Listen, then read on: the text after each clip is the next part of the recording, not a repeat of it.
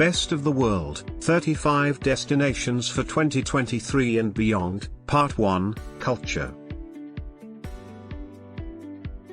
Number 1. Appian Way, Italy. The revival of Europe's ancient superhighway is a pilgrimage route through history. If all roads lead to Rome, this ancient highway built 2,300 years ago was the mother of them all. Stretching for 360 miles from the heart of Italy's capital to the port of Brindisi on the Adriatic, the Via Appia, nicknamed Regina Viarum, the Queen of Roads, was trod by ordinary citizens, marching soldiers, and glitterati from the Latin poet Horace to the gladiator tussling Emperor Commodus. Neglected after Rome's fall but never forgotten, the road is undergoing a renaissance as the Italian government seeks to retrace, uncover and restore the ancient cobblestones, transforming the Appia into a walkable route for modern travelers. The goal is a pilgrimage through history, with stops at scenic villages and archaeological sites as well as planned overnight accommodation at the end of each day's journey. Number 2. Busan, South Korea. From craft breweries to Asia's top film festival, South Korea's second-largest city is fueling a cultural boom. Cinema is a communal experience in Busan, Korea's second-largest city, which has hosted one of Asia's most prestigious annual film festivals for nearly 3 decades. In 2022, the Busan International Film Festival held screenings in 14 neighborhood venues across this seaport of 3.4 million people.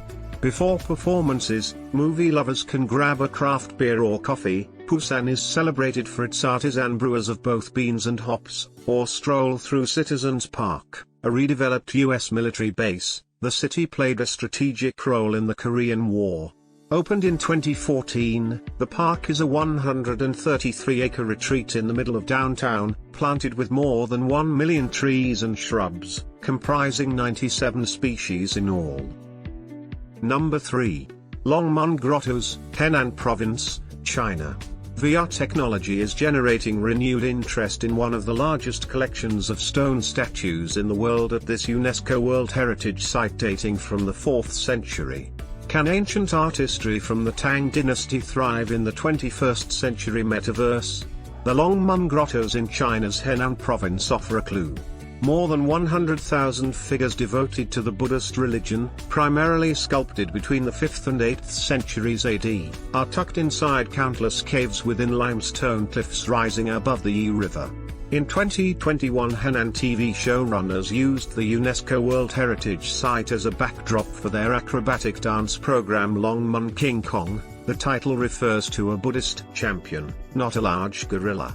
The show's whiz-bang special effects combined with the spectacular statues became a countrywide sensation. But the use of high-tech at the grottos isn't just for entertainment.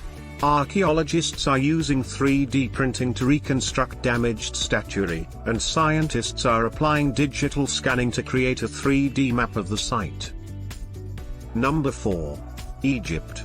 King Tut's new home at Cairo's Grand Egyptian Museum debuts. The debut of King Tut's magnificent new home on the 100th anniversary of his discovery, and a string of recent archaeological findings, is reigniting global interest in Egypt. Dramatic and modern, Cairo's Grand Egyptian Museum, GEM, will be located in Giza at the edge of the pyramids, the perfect museum in the perfect setting, says Frederick Hebert, the National Geographic Society's archaeologist in residence, who started his career in Egypt and is currently supervising National Geographic's virtual, multimedia exhibition Beyond King Tut, the immersive experience. It's like the Egyptians built another pyramid to display all the golden treasures of Tutankhamun, many of which were hidden in the basement of the Old Cairo Museum, he says. It's going to become a destination museum and will change the way people visit Egypt.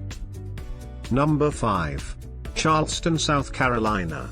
South Carolina's largest city addresses a grimmer aspect of its history with the opening of the International African American Museum. A new year shines a light on an old wrong in Charleston.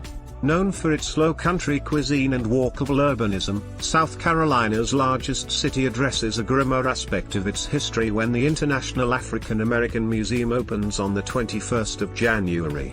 The building is located on Gadsden's Wharf and faces Charleston Harbor, where ships brought 100,000 enslaved Africans in chains to North America in the 18th and 19th centuries.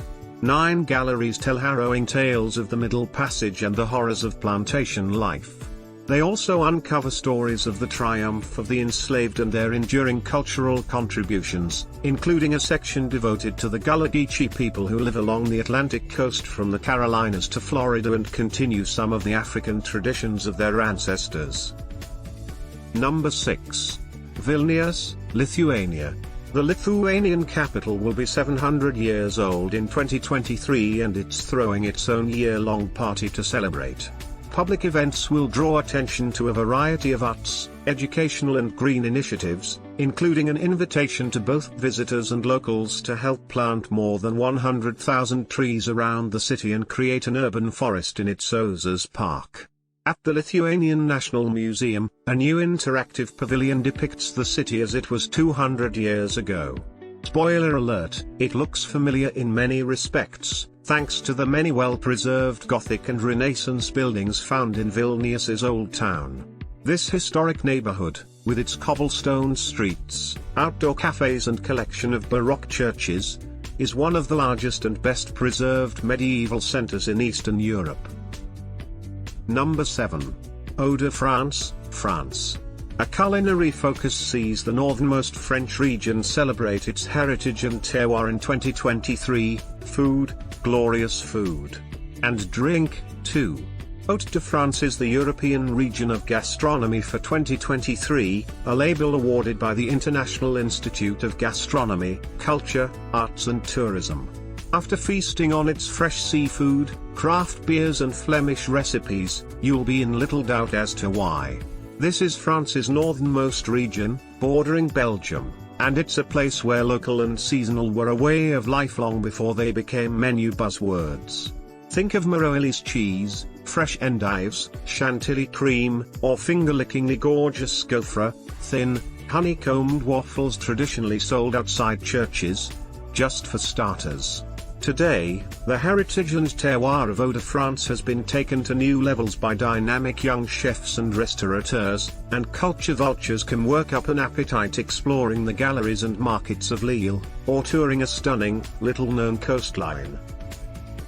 Thank you for watching. Please like and subscribe for more.